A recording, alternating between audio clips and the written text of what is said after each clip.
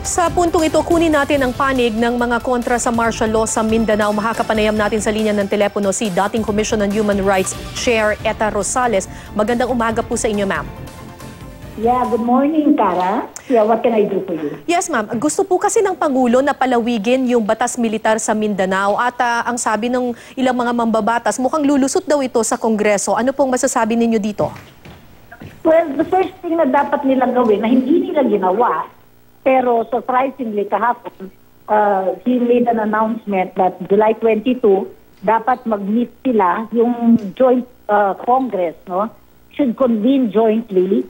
First, convene jointly, and second, should deliberate on the matter of martial law, and then number 3, to vote whether or not they want to extend this. So, they failed to do this last time, kaya may pagkukulang na, nagkaroon na ng problema with respect to the way martial law was enforced and imposed in this last 60 days.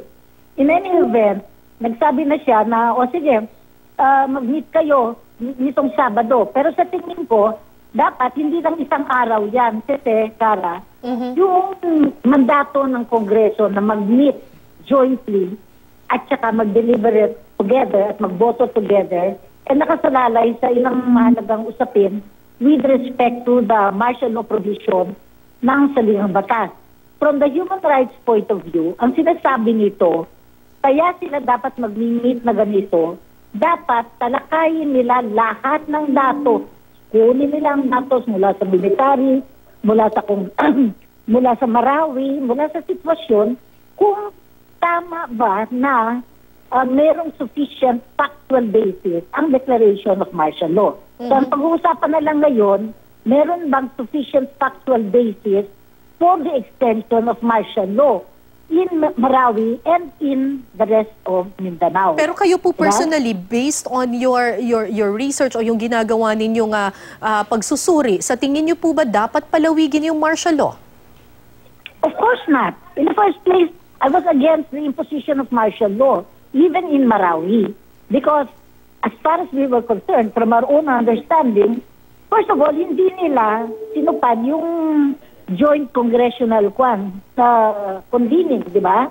So meron na silang paglalabag. Hindi tama yung separately gumawa sila ng kanilang resolution at sinang-ayunan nila si Presidente.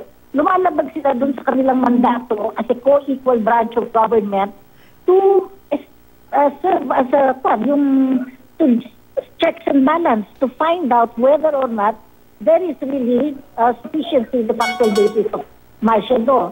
So, tingin ko, kung ginawa nila yon, hindi natin alam kung ano yung magiging solusyon nila or ano yung decision nila. In any event, natapos na yon, nag-flow na yon, ngayon gagawin nila ito. Ang mandato nila, dapat ibukas nila ito, transparent ito sa taong bayan.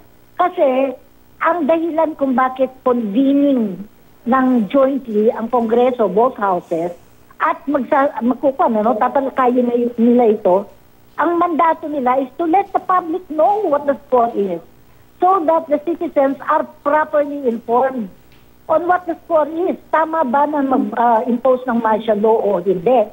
At hindi lang sa Marawi at Mindanao, kung hindi ang buong Pilipinas. So Filipinos don't keep on coming out with opinions anchored on emotion, anchored on opinions that have no evidence in fact. Alright. So yun ang kanilang mandato. At accountable sila, panagutan nila ito sa taong bayan. Okay. Yun, kaya. Alright. Maraming salamat po sa inyong panahon, Etta Rosales, isa sa mga tumututol sa martial law sa Mindanao.